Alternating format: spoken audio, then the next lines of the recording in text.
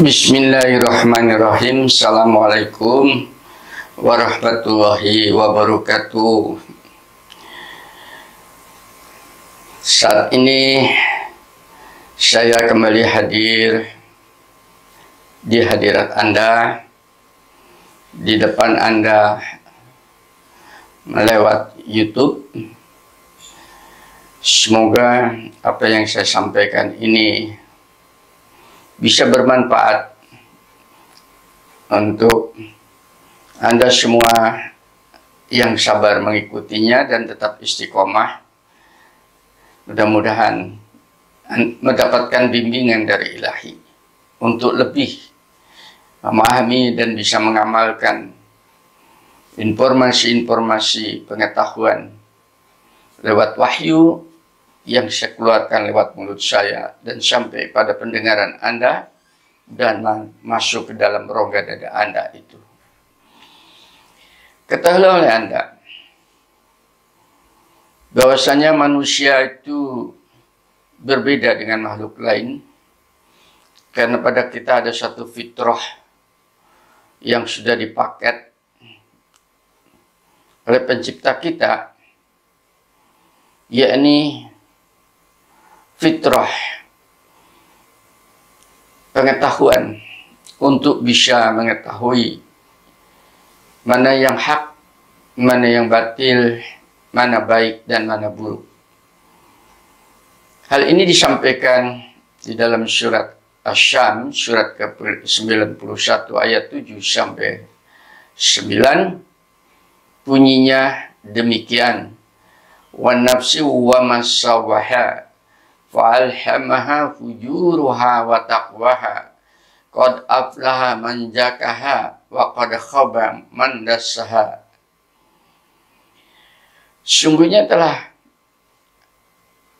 aku sempurnakan dan aku tanamkan fitrah ke dalam diri manusia itu, yakni jiwa pengetahuan tentang mana hal-hal yang disebut dengan yang baik, buruk,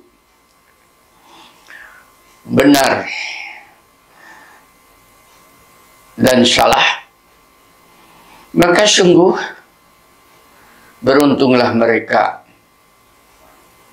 berbahagialah mereka yang memilih informasi dan tetap berada di atas jalan informasi fitrah kebaikan dan kebenaran. Dan sungguh merugilah mereka yang mengambil fitrah jalan untuk menuju keburukan. Nah, fitrah ini oleh Allah ditanamkan di dalam rongga dada kita ini, bukan pada intelektual kita, akan tetapi fitrah ini di dalam rongga dada ini. Oleh karena itu, pirsawan, saudara saya yang jauh, mari kita gali lebih jauh, lebih dalam, sebetulnya apa isi daripada rongga dada ini, sehingga diberikan kedua fitrah ditempatkan di sana. Ketahuilah Anda, rongga dada ini pada dasarnya adalah ruang terbuka yang bisa dimanfaatkan digunakan untuk siapa saja yang bermain di dalamnya, seperti lapangan sepak bola begitu, atau ruangan di mana sekarang Anda berada dan saya berada di dalam ruangan alam seperti ini tadi, atau ruangan di dalam kamar.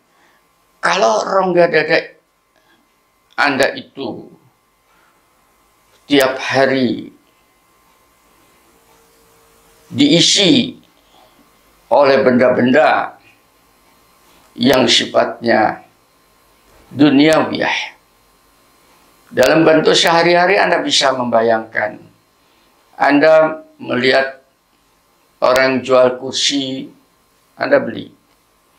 Anda melihat orang jual meja, Anda beli. Lemari beli. Pakaian beli. Kendaraan beli. Semua Anda masukkan itu dibeli dan Anda masukkan di dalam ruang yang Anda miliki itu tadi. So pasti lama-lama ruang itu akan sesak penuh. Sehingga pada saat ruang itu penuh, Anda sudah tidak bisa mengisinya dan Anda sulit sekali untuk mengeluarkannya. Kenapa sulit? Karena di showroom itu tertutup oleh benda lain, diangkat itu berat. Ini yang menyebabkan kita di dalam kehidupan itu menjadi sesak dada kita itu. Menjadi stres. Karena tidak ada lagi ruang untuk bernapas. Dipenuhi oleh benda-benda yang kadang-kadang kita tidak dibutuhkan. Akhirnya apa? Rongga dada yang seharusnya itu menjadi tempat bersemayamnya ilahiyat, itu tadi akhirnya menjadi tong sampah, keranjang sampah yang sudah tidak menarik untuk diri Anda sendiri, apalagi untuk orang lain. Hal ini disampaikan di dalam Al-Quran. Anda boleh membacanya atau melihatnya di dalam surat An-Nahl, surat 16 ayat 106. Barang siapa rongga dadanya itu diluaskan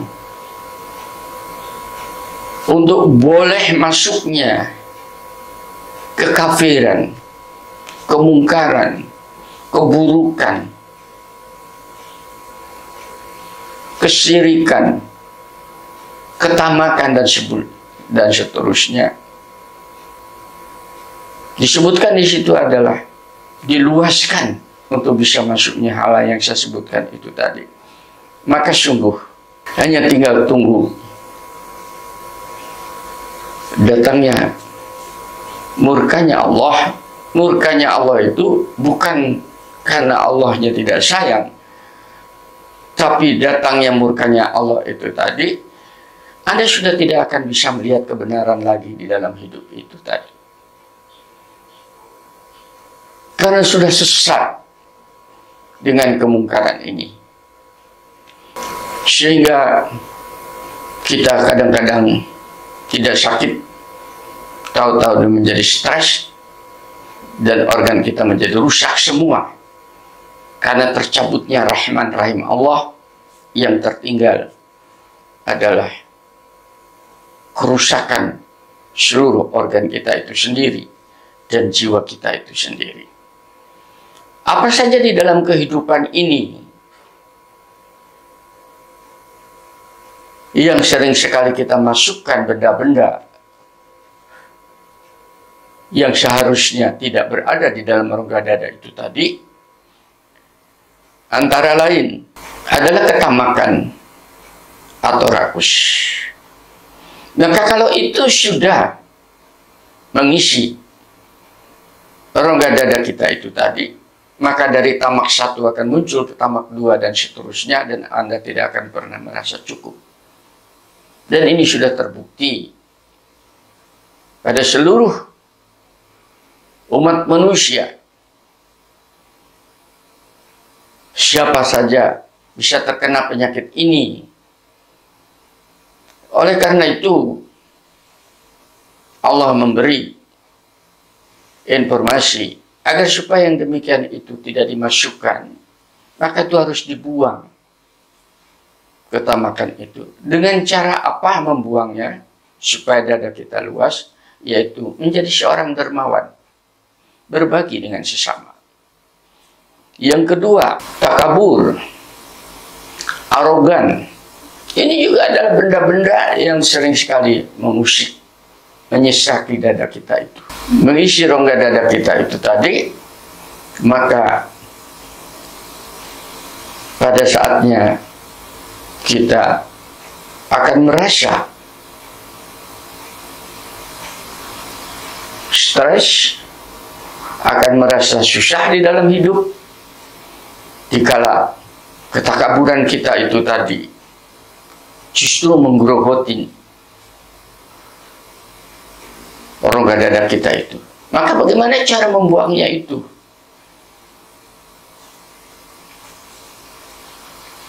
Islam memberikan informasi, yaitu Anda bermuhasabah.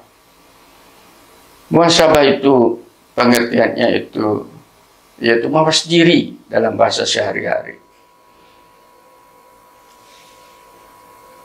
Dan ini dikasih wejangan oleh Al-Quran di dalam surat Al-Hasyr ayat ke-18. Setiap individu, setiap insan, hendaknya kalian mawas diri untuk menyiapkan hari esok yang akan terjadi, agar supaya dia memperbaiki diri daripada kekeliruannya dan menutupinya dengan kebaikan-kebaikan di dalam sisa hidupnya. Maka berbuat baiklah, karena sesungguhnya Allah Zat yang mau mengetahui apa yang kita perbuat. Ini agar supaya kita tidak takabur. Itu adalah benda yang akan bisa menyesakkan rongga dada Anda. Yang berikutnya, Anda masukkan itu sombong, jumawa, hanya punya kedudukan sedikit saja, sudah bukan main. Kesombongan dirinya itu seakan-akan dialah yang menguasai langit dan bumi. Nah, ini harus dibuang. Dengan cara apa? Islam mengajarkan yaitu dengan tawaduk. Tawaduk itu adalah rendah hati, bukan rendah diri, rendah hati. Maka oleh karena itu senantiasa kita mau berbuat apapun, selalu kita mengatakan, insya Allah, mudah-mudahan Allah memberikan kesempatan saya untuk bisa berbuat itu. Kita tidak diperkenankan untuk mengatakan, akan aku lakukan itu. Bisa aku perbuat. Kalau bukan aku, tidak ada yang bisa. Ini adalah sebuah kesombongan. Tapi kita disuruh dengan rendah hati. Semoga Allah memberikan kesempatan kepada saya dan kekuatan. Insya Allah. Itu caranya. Itu namanya rendah hati. Bukan berarti insya Allah kata-kata untuk dusta. Tapi insya Allah kita sudah berjanji dengan Allah. Apabila ada kekuatan dan kesempatan, itu akan terjadi. Yang berikutnya, jangan dimasuki rongga dada itu tadi dengan penyakit yang dinamakannya iri hati.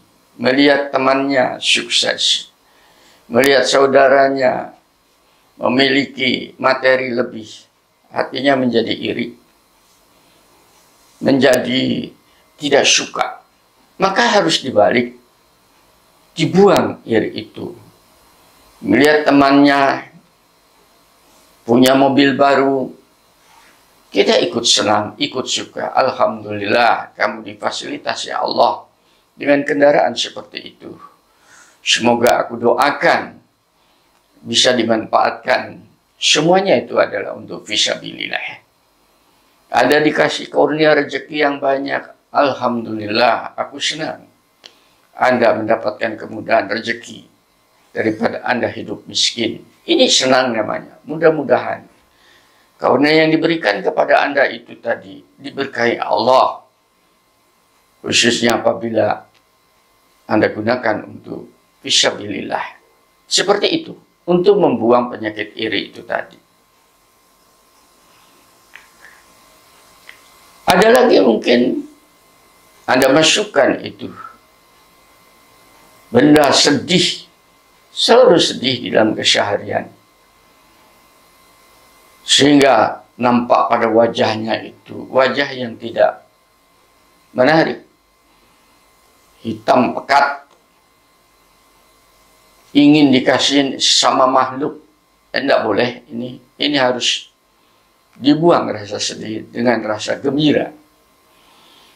Karena mendengarkan firman Allah di dalam ayat lain, hai orang yang beriman, sesungguhnya apabila kamu betul-betul beriman terhadap Allah, mengimani, percaya bahwa ada yang memelihara dirimu, yaitu Allah, dan tetap istiqomah, sungguh kamu tidak perlu ada rasa takut dan ada rasa sedih pada diri kamu, sekalipun dibombardemen dengan berbagai macam masalah.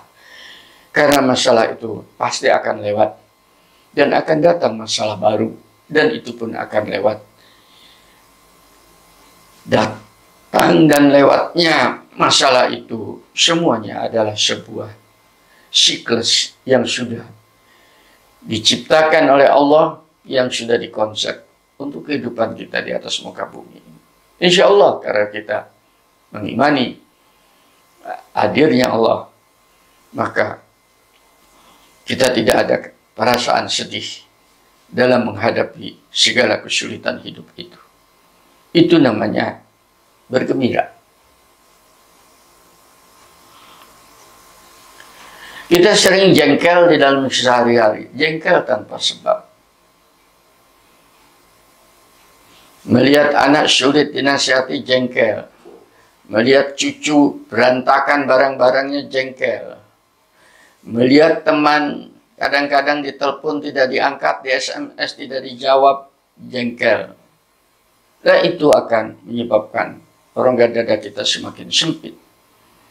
Maka mari kita buang kejengkelan itu tadi. Dengan cara apa? Itu dengan rasa senang, bahagia. Kita melihat cucu berantakin tempat, kita senang atau bahagia. Alhamdulillah, cucu saya berarti sehat. Kita dibantah anak saya, anak kita itu tadi, mari kita hilangkan jengkelnya. Alhamdulillah, anak saya sekarang sudah bisa membantah.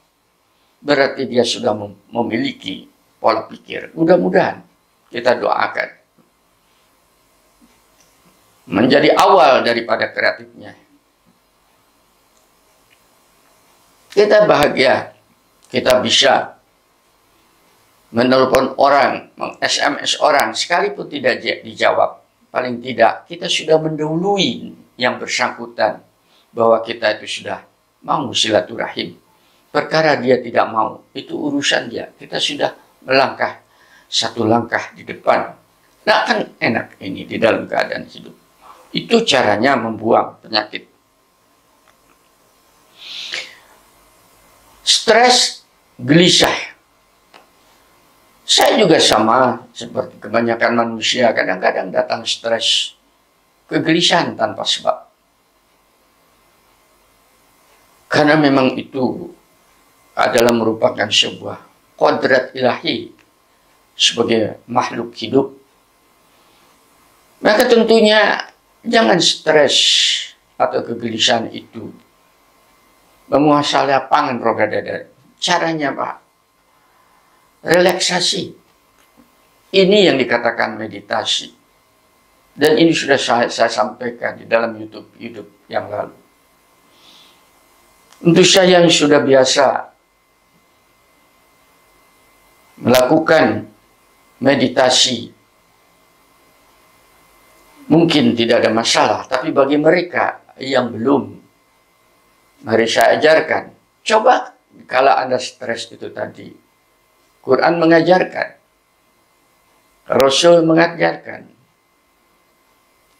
Kalau Anda stres sambil berdiri, coba Anda duduk bermeditasi. Tarik napas yang dalam, panggil ilahi, pencipta oksigen itu tadi. Isi rongga dada itu tadi dengan oksigen yang sudah diisi Asmaul Husna. Asma nama Allah. Itu oksigen yang terberkahi. Allah taruh di dalam rongga dada Anda itu. Tahan yang lama-lama.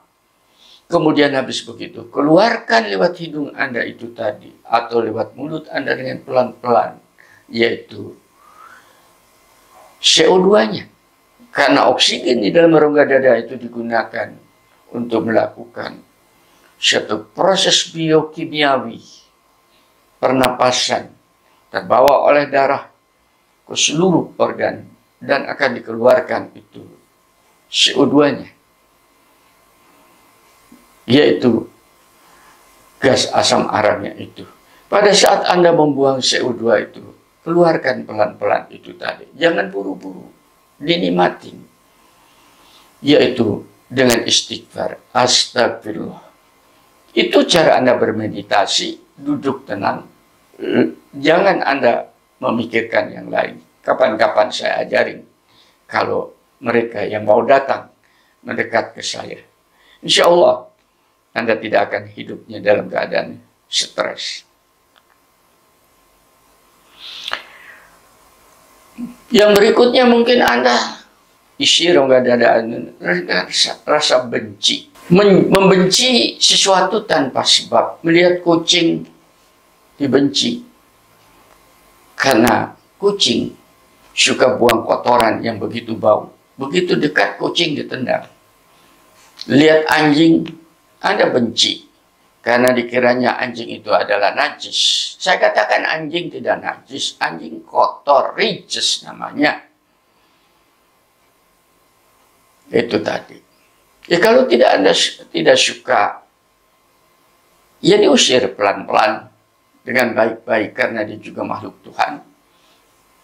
Anda membenci. Mungkin orang-orang yang Anda anggap orang itu tidak menyukai Anda, maka itu menurut saya adalah salah persepsi. Coba kebencian itu digeser dengan apa? Rasa cinta kasih. Qurannya memberitahu, apabila kamu dibenci orang, tidak disukai, coba datangi orang tersebut. Bawalah buah tangan. Siapa tahu dengan kayak begitu, kebencian Anda akan hilang. Dan teman yang tidak Anda suka itu menjadi sahabat karib yang sesungguhnya.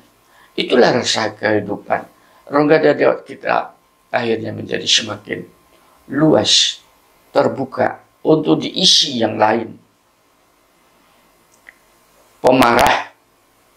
Di dalam keseharian kita sering memasukkan benda-benda pemarah itu sebagai benda yang mengisi rongga dada itu tadi. Hanya mendengar kata-kata yang tidak sesuai dengan hati kita, kita sudah marah, emosional, membentak, teriak, dan sebagainya. Tidak didengar di dalam rumah, kadang-kadang teriak. Sudah dipanggil berkali-kali, kenapa tidak mau mendekat?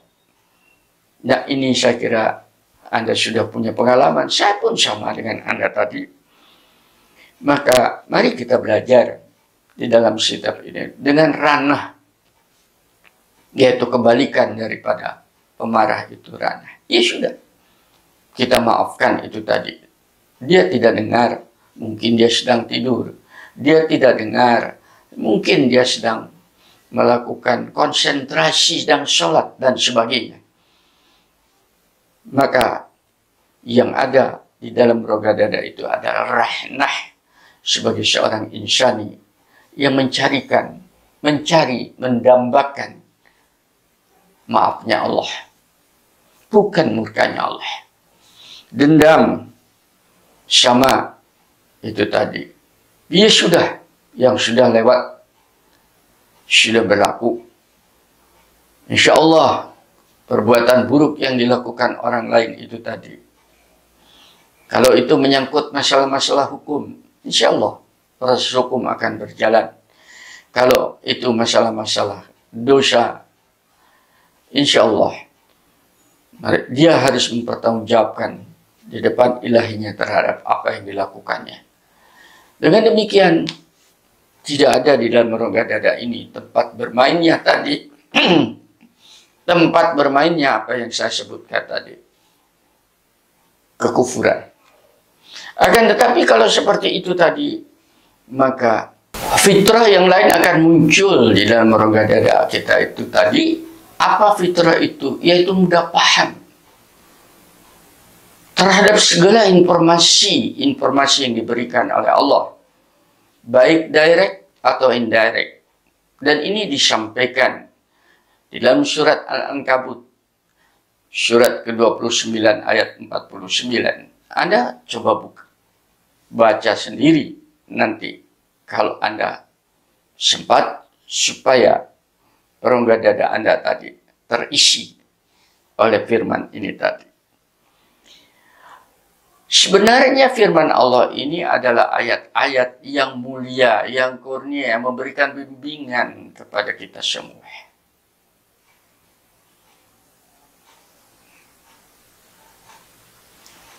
Dan jelas petunjuknya. Dan itu masuk di dalam rongga dada Anda itu semua. Beruntung bagi mereka yang rongga dadanya diluaskan, tidak disempitkan oleh benda-benda yang saya sebutkan itu tadi. Maka pengetahuan Anda terhadap informasi wahyu itu akan semakin luas, dan Anda akan mendapatkan keberuntungan. Sebaliknya bagi mereka yang sudah dipenuhi oleh benda-benda yang tidak bermanfaat itu tadi, dan rongga dada ini menjadi keranjang sampah, maka informasi apapun tentang kebenaran wahyu itu, kebenaran ilahi itu, Anda tidak bisa membacanya. Dan ini disampaikan di dalam Al-Quran, di dalam surat Al-Hajj, surat ke-22, ayat 46.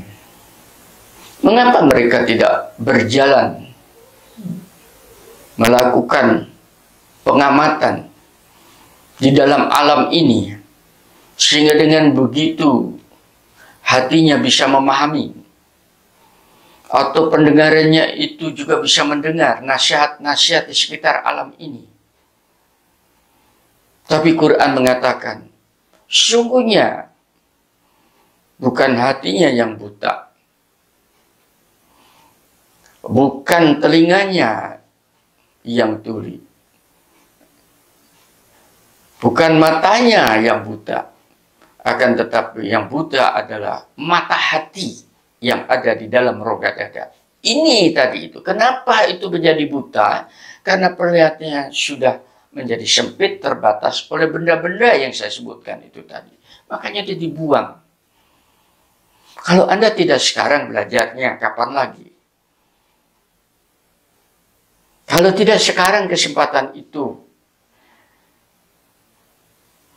apakah hari esok masih ada waktu? Ya, kalau ini kemudian menjadi kekayaan di dalam rongga dada itu penuh dengan pemahaman-pemahaman kebenaran, rasa cinta kasih tadi, menjadi pemaaf, menjadi orang yang tenang, menjadi orang dermawan, dan seterusnya yang saya sebutkan, bukan sebaliknya itu tadi. Maka ini yang sangat disukai oleh Allah. Ini yang dibaca oleh Allah. Ini yang sampai kepada Allah. Ini yang diijabain oleh Allah. Dan ini disampaikan di dalam firman An-Naml surat ke-27 ayat 74.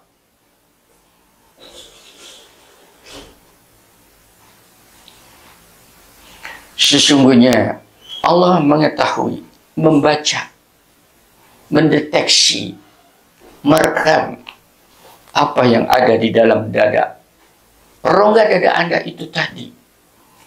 Dan apa yang Anda ucapkan, Karena apa yang kita ucapkan itu sebenarnya adalah refleksi, saluran daripada apa yang ada di dalam dada kita ini.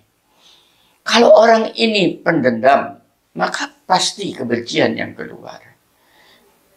Kalau orang itu pemaaf, mesti kasih sayang yang keluar. Kalau orang itu pemarah, maka yang keluar adalah rasa tidak suka, dan seterusnya. Itu yang dimaksud membaca di dalam dada dan apa yang dikeluarkan lewat mulut mereka. Silahkan kak pelajari. Itu namanya ekspresi hati. Sebagai sebuah kesimpulan dengan apa yang saya sampaikan, mudah-mudahan ini bermanfaat kepada Anda semua supaya kita hidup sehat. Karena setiap saya ketemu dengan teman-teman yang sebaya dengan saya, dengan kepala 7, mereka juga bertanya, bagaimana Pak Ika? Setua Pak Ika masih terengginas, masih sehat, masih bisa naik kendaraan, masih bisa berolahraga. Saya bilang bukan dari saya. Semuanya dari Ilahi yang memberikan peluang kesempatan untuk dari saya, dan saya manfaatkan. Semoga Anda pun berkesempatan untuk memanfaatkannya. Apakah peluang itu? Saya bacakan secara langsung. Mudah-mudahan Anda punya kesempatan untuk membuka surat Yunus, surat ke-10, ayat 57. Ini bukan hanya untuk orang Islam, siapa saja Anda boleh. Kitabullah itu namanya, dari Allah. Anda beragama Hindu, boleh Anda buka ini. Anda beragama Nasrani, Anda boleh buka. Anda beragama Buddha, boleh. Konghucu, boleh. Anda tidak beragama pun boleh. Coba ini. Dengarkan ini. Sebagai sebuah informasi saintifik yang orisinir dari Ilahi. Ya ayuhan nasu, qad ja'akum mau'iddatim mir rabbikum wa shifaa'ul lima fis sudur wa hudaw wa rahmatul lil mu'minin. Wahai manusia, ini manusia. Tadi saya katakan, siapapun selama Anda masih mengaku manusia, bukan binatang. Sungguh telah datang kepada kamu sebuah informasi, pelajaran dari Tuhanmu. Anda punya Tuhan? Tuhan, saya punya Tuhan. Tuhan Anda dan Tuhan satu sama. Satu. Kalau berbeda, pasti jenis Anda dengan saya itu berbeda. Karena kreativitasnya berbeda, nyatanya sama. Berarti Tuhannya satu. Dari Tuhanmu. Pelajaran apa yaitu? Untuk penyembuh. Penyembuh. Bagi penyakit yang ada di dalam dada itu tadi. Dalam kata-kata untuk membuang. Tadi. Benda-benda yang menyebabkan sesaknya dada itu dibuang. Itu namanya penyakit tadi. Dan petunjuk. Petunjuk bagaimana cara membuangnya, ada caranya di situ. Petunjuk bagaimana cara kita memilih dan memilah, ada petunjuknya di situ. Serta rahmat bagi orang-orang yang mau mengambil petunjuk itu. Tidakkah Anda ingin menjadi orang yang mendapatkan petunjuk? Anda telah dikasih pelajaran dan sudah saya sampaikan kepada Anda. Dan Anda akan menjadi saksi di depan Allah bahwa yang namanya Ika Rojatun telah menyampaikan kepada Anda kebenaran, wahyu yang saya keluarkan lewat mulut saya. Petunjuk itu datang atau tidak bukan pada saya, tergantung kepada Anda. Mau nggak menerima, mengadopsi petunjuk itu, insya Allah Ar-Rahman Ar-Rahim akan membimbing Anda. Mudah-mudahan secercah harapan saya kepada saudara-saudara saya yang jauh ini tadi diijabahi oleh Allah. Walhamdulillahirabbil alamin. Assalamualaikum warahmatullahi wabarakatuh.